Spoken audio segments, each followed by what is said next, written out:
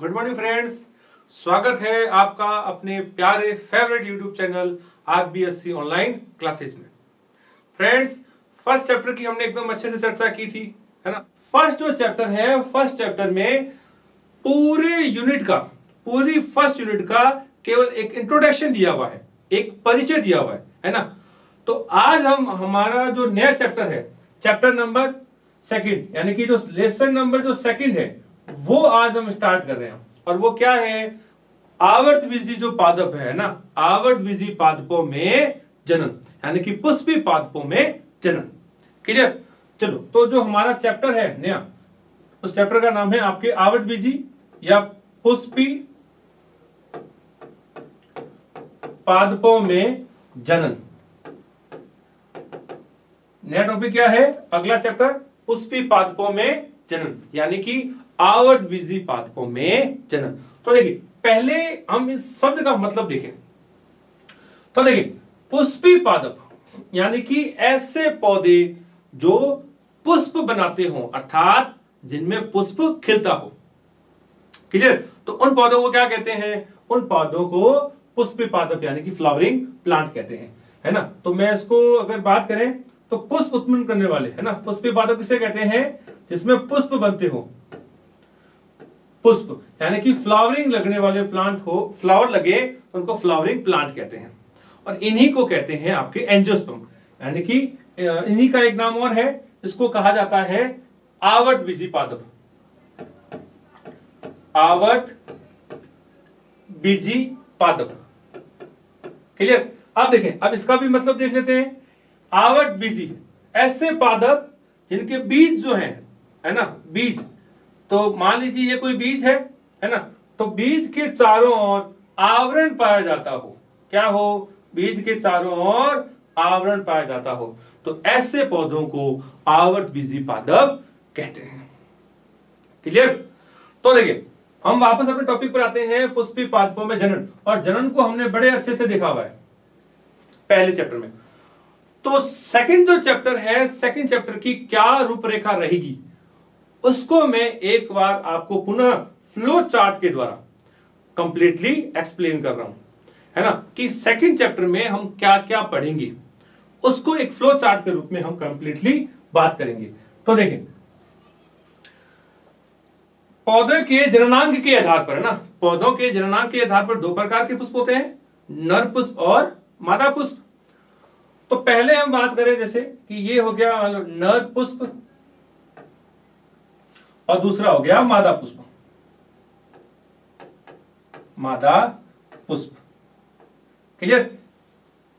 कोई दिक्कत? अब यदि कोई यूनिसेक्सुअल प्लांट है, एक लिंगी है, तो इसको आप नर पौधा और इसको आप मादा पौधा यानी कि female plant and male plant भी कह सकते हो। ठीक है? स्टार्टिंग में ये जो है वो द्विगुणित होते हैं। क्या होते हैं? द्विगुणित। तो स्टूडेंट्स देखिए, ये द्विगुणित यानी कि 2n वगैरह हमने एकदम अच्छे से पिछले जो वीडियो है उनमें एकदम अच्छे से हमने इसके ऊपर बात की हुई है। तो जो नर पुष्प है, नर पुष्प की एक संरचना बनेगी विशेष, और उस संरचना को कहते हैं आपके पुंकेसर। क्या कहते हैं? को कहते हैं पुंकेसर, यानी कि स्टेमन। और स्टेमन की एक और विशेष संरचना होगी, उसको कहते हैं आपके परागकोश। क्या कहते हैं? उसको कहते हैं परागकोश। परागकोश। और इसी परागकोश को कहते हैं अपने, क्या कहते हैं? एंथर। क्या कहते हैं? एंथर। इसको कहते हैं स्टेमन, और ये मेल फ्लावर है। तो देखें, पुंकेसर यानी कि स्टेमन क्या होता है? डिप्लॉइड यानी कि द्विगुणित। एंथर या परागकोश भी स्टार्टिंग में अभी भी क्या है? द्विगुणित यानी कि डिप्लॉइड। क्लियर? बात की हुई हमने। अब देखिए, परागकोश के अंदर एक विशेष विभाजन होता है। क्या होता है? एक विशेष विभाजन होता है, जिसको कहते हैं आपके मियोसिस। क्या कहते हैं इसको? इसको कहते हैं आपके अर्धसूत्री विभाजन। क्या कहते हैं? अर्धसूत्री विभाजन। क्लियर? और स्टूडेंट्स, हमने पिछले वीडियो में अच्छे से अर्धसूत्री विभाजन को देखा हुआ है। क्या कि अर्धसूत्री विभाजन में एक द्विगुणित कोशिका है ना 4 अगुणित कोशिकाओं को बनाती है। तो देखिए इसमें क्या है जो 4 अगुणित कोशिकाएं हैं वो मिलकर के बनाती है आपके एक संरचना, उसको कहते हैं चतुष्क। क्या कहते हैं? चतुष्क। और इसी चतुष्क को कहते हैं टेट्राड। इंग्लिश में क्या कहते हैं? टेट्राड। और ये जो संरचना है ये आपके द्विगुणित ये आपके अगुणित संरचना होती है। क्या होती है? एक अगुणित संरचना होती है। तो देखिए आपकी सुविधा के लिए मैं पास में चित्र भी बना देता हूं। तो देखिए परागकोश कुछ ऐसी संरचना होगी, परागकोश कुछ ऐसी संरचना होगी। क्लियर? इसमें ऐसे चैम्बर्स बनेंगे। ओके, चतुष्क जो है वो ऐसी कोई संरचना बनेगी। चतुष्क का मतलब होता है 4, एक इसके पीछे की तरफ होगा। क्लियर? चलो चतुष्क जो है ये आगे, चतुष्क जो है आगे ये बदल जाएगा आपके नर युग्मकोद भिद के अंदर, यानी कि मेल गैमेटोफाइट। किसमें बदल जाएगा? मेल गैमेटोफाइट के अंदर। और ये भी क्या होता है? ये भी आपके हैप्लॉइड होती है। और जो मेल गैमेटोफाइट है, इस मेल गैमेटोफाइट में एक संरचना होगी जिसको कहेंगे नर युग्मक, यानी कि मेल गैमेट। क्या कहेंगे? इसको कहेंगे आपके male gamete, male gamete. Clear? इसी तरीके से देखिए, इसी तरीके से जो मादा पुष्प है, मादा पुष्प का भी एक विशेष जो भाग है ना, विशेष संरचना है। और उस विशेष संरचना को कहते हैं अंडाशय। क्या कहते हैं? अंडाशय। अंडाशय, ठीक है, यानी कि ओवरी। क्या कहते हैं? ओवरी। और ओवरी जो है वो होती है डिप्लॉइड, और मादा पुष्प भी क्या होता है? डिप्लॉइड। क्लियर? जो अंडाशय है, अंडाशय में एक संरचना बनेगी और उस संरचना को कहेंगे आपके बीजांड, यानी कि ओव्यूल। क्लियर? और ओव्यूल भी अभी भी कौन सी संरचना है? ये अभी भी द्विगुणित संरचना है। क्लियर? अब देखिए ओव्यूल्स में एक विशेष विभाजन होगा। ओव्यूल की कोई विशेष कोशिका होगी, है ना, और उस विशेष कोशिका में आपके अर्धसूत्री जो विभाजन है, अर्धसूत्री विभाजन जो है वो होगा, अर्थात मियोसिस। अर्थात मियोसिस।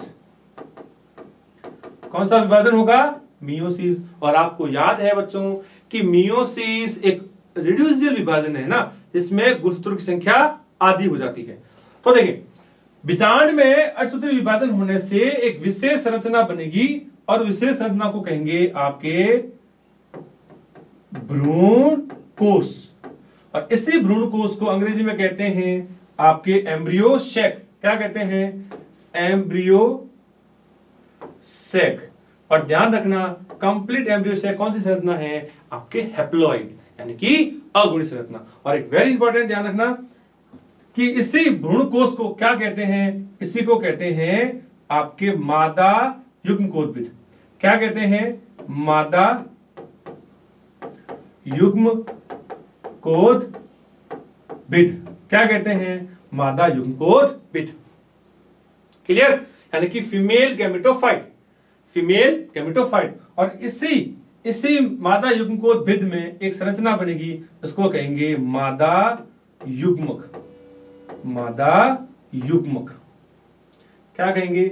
मादा युग्मक। ठीक है, क्या कहेंगे? मादा युग्मक, यानी कि फीमेल गैमेट। क्लियर? तो देखिए फर्स्ट जो टॉपिक्स हैं वो हम लेंगे नर पुष्प, यानी कि पुष्प की संरचना कैसे क्या होती है, और फिर हम पढ़ेंगे कि नर युग्मक का निर्माण कैसे होता है। क्लियर? फिर हम देखेंगे कि इसी तरीके से मादा युग्मक का निर्माण कैसे होता है।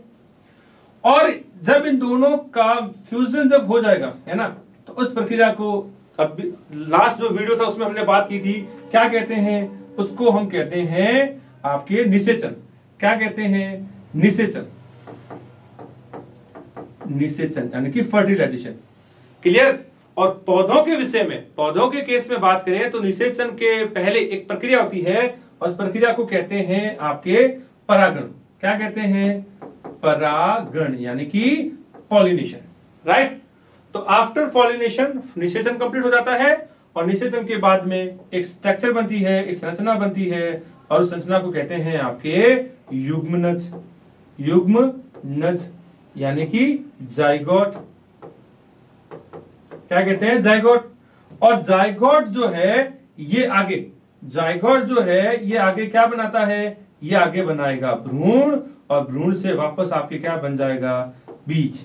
ठीक है, तो जो भ्रूण है वो क्या होता है? डिप्लॉइड। और इसी प्रकार अगर बीज बनेगा वो बीज भी क्या होगा? आपके डिप्लॉइड यानी कि द्विगुणित। तो देखिए स्टूडेंट्स, हमारा जो सेकंड चैप्टर है, दूसरा जो चैप्टर है, उनको हमने इस तरीके से डिवाइड करके रखा है। तो मैंने आपको दूसरे चैप्टर की समरी जो है, समरी वो एक ही पेज पर बता दी। अब हम इस पूरे चैप्टर को 3 खंडों में पढ़ेंगे। अगेन 3 खंडों में। कैसे?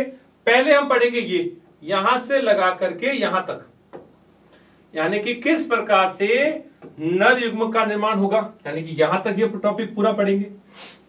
क्लियर? फिर हम पढ़ेंगे ये फ्लो, यानी कि किस प्रकार से मादा जो युग्मक है उसका निर्माण हुआ, यानी कि ये हमारा रहेगा सेकंड हाफ। थर्ड जो है वो हम पढ़ेंगे इसके बाद का, यानी कि किस प्रकार से बीज का निर्माण होता है, यानी कि development of embryo. It means भ्रूण का निर्माण कैसे होता है, राइट। तो यहां तक आप स्क्रीनशॉट लेना चाहें तो ले लें। तो देखें, अब हम सेकंड चैप्टर को सिस्टमैटिकली स्टार्ट कर रहे हैं। क्लियर? और सेकंड चैप्टर है हमारा पुष्पी पादपों में जनन। तो देखिए, तो सबसे पहले क्यों ना पुष्प के ऊपर बात की जाए। तो देखिए फ्रेंड्स,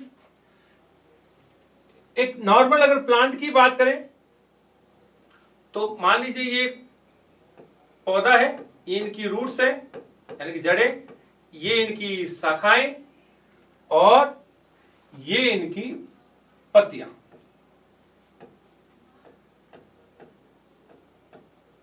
राइट।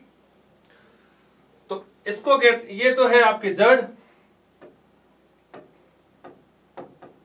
ये है आपके तना, ये है आपके पत्ती यानी कि लीफ।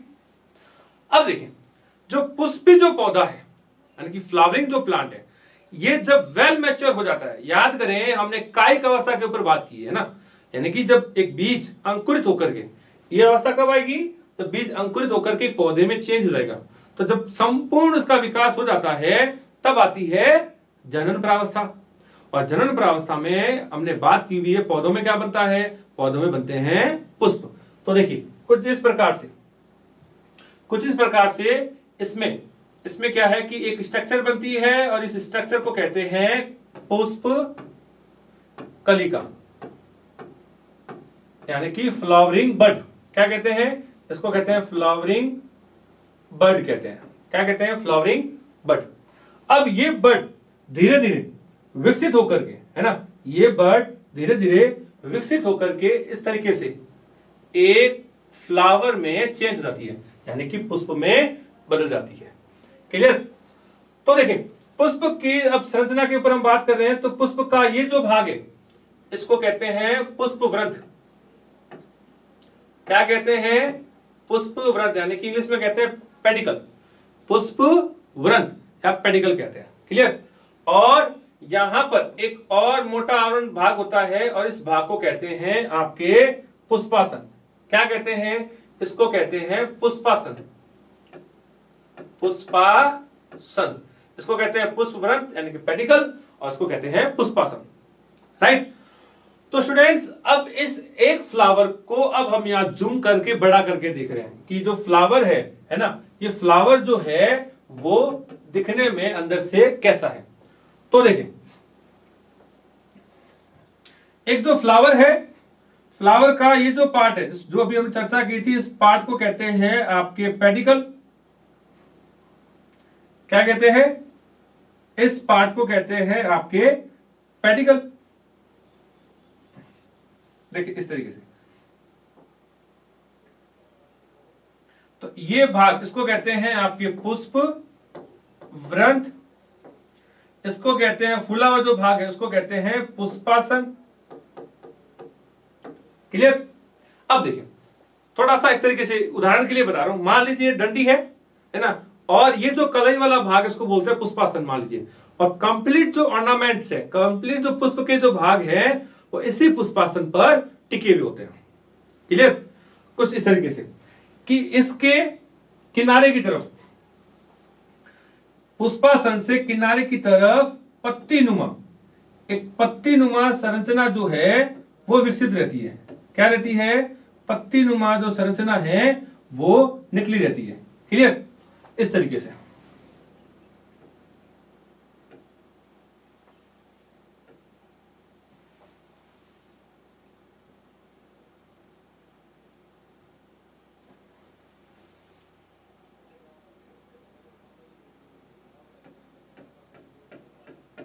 ठीक है। ये जो पत्तीनुमा जो संरचना है, इस पत्तीनुमा संरचना को कहते हैं आपके बाह्य दल। क्या कहते हैं? बाह्य दल। क्या कहते हैं? बाह्य दल, यानी कि पुष्प का सबसे बाहर का दल है, बाहर की संरचना है। क्लियर? जो कौन से रंग की होती है? ये होती है आपके हरे रंग की, हरे रंग के होते हैं, हरे रंग के। क्लियर? हरे रंग के क्यों होते हैं? क्योंकि इनके अंदर क्या पाया जाता है? इनके अंदर क्लोरोफिल पिगमेंट पाया जाता है, अर्थात कुछ मात्रा में जो प्रकाश संश्लेषण है यानी कि फोटोसिंथेसिस है वो कंप्लीट किया जाता है। देखिए इनके एक जो सदस्य, एक सदस्य को कहते हैं बाह्य दल, और जो पूरा जो ग्रुप है उस पूरे ग्रुप को कहते हैं बाह्य दल पुंज। क्या कहते हैं? बाह्य दल पुंज। और इसी को अंग्रेजी में कहते हैं आपके कैलिक्स। क्या कहते हैं?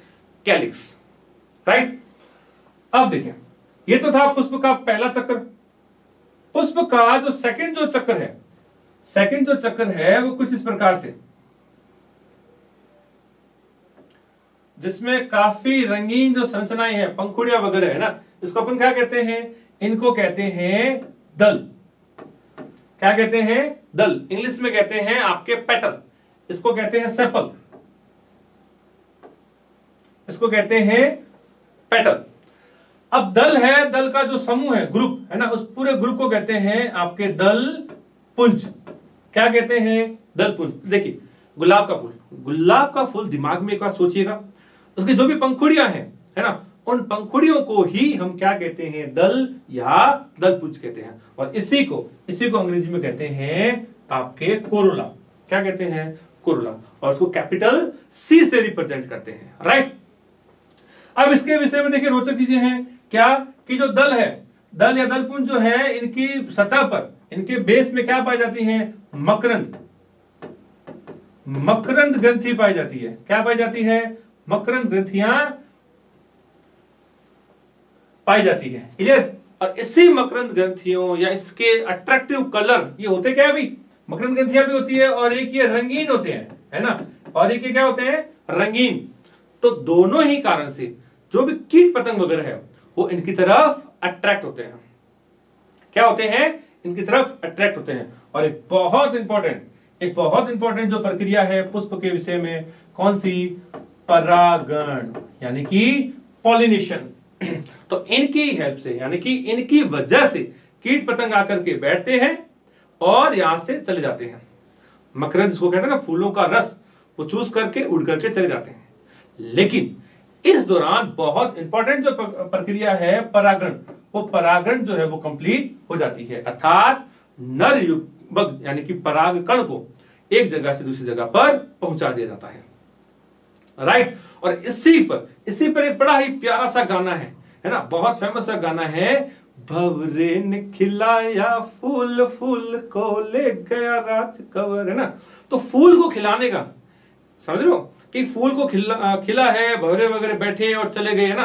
तो इसी तरीके से कि जो परागण की जो प्रक्रिया है वो इस दौरान कंप्लीट हो जाती है, और जो पराग कण है वो एक पुष्प से दूसरे पुष्प पर पहुंच जाते हैं। राइट? चलो, तो ये तो हो गया हमारा दूसरा चक्र। देखिए गौर कीजिए, पुष्प के जो चक्र होते हैं 4 होते हैं। ये है पहला चक्र, ये है दूसरा, इसको कहते हैं दलपुंज। अब जो इंपॉर्टेंट है ना, जिसको कहते हैं जनन चक्र, तो वो उसके अंदर पहली जो स्ट्रक्चर है उस स्ट्रक्चर को कहते हैं अपने नर भाग। ये कौन सी संरचना है? इसको कहते हैं नर स्ट्रक्चर। ये कौन सी स्ट्रक्चर है भाई?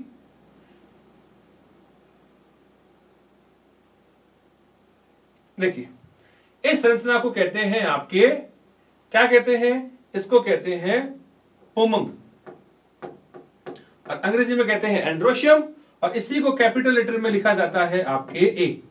और इंपॉर्टेंट है, पुमंग ही एक पौधे का कौन सा भाग होता है? ये एक पौधे का आपके नर भाग कहलाता है। क्लियर? देन इसके बीच में एक और जो इंपॉर्टेंट स्ट्रक्चर है, इनके बीच में एक और इंपॉर्टेंट जो स्ट्रक्चर है उसकी अगर अपन बात करें तो वो है पुष्प का मादा भाग। कौन सा भाग है? मादा भाग। वो एक फ्लास्क नुमा संरचना है। कौन सी संरचना है? एक फ्लास्क नुमा संरचना है।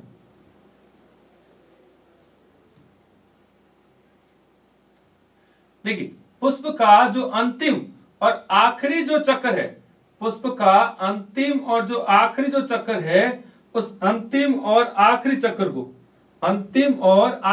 को क्या कहते हैं? उस अंतिम और आखिरी चक्कर को कहते हैं आपके गाइनोशियम, यानी कि जायांग। क्या कहते हैं? गाइनोशियम यानी कि जायांग। कुछ इस प्रकार से।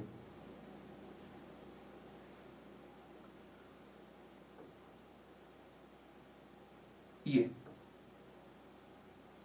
कंप्लीट जो ये भाग है ना, तो कंप्लीट इस संरचना को कहते हैं पुष्प का जायांग भाग।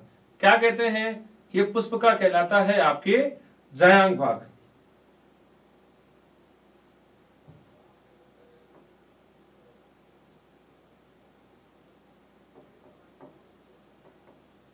ठीक है, तो देखिए, ये जो संरचना है इसको कहते हैं आपके जायांग।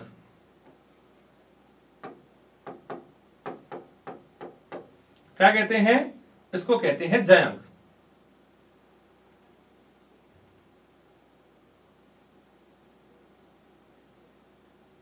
और ये जो है, ये एक पुष्प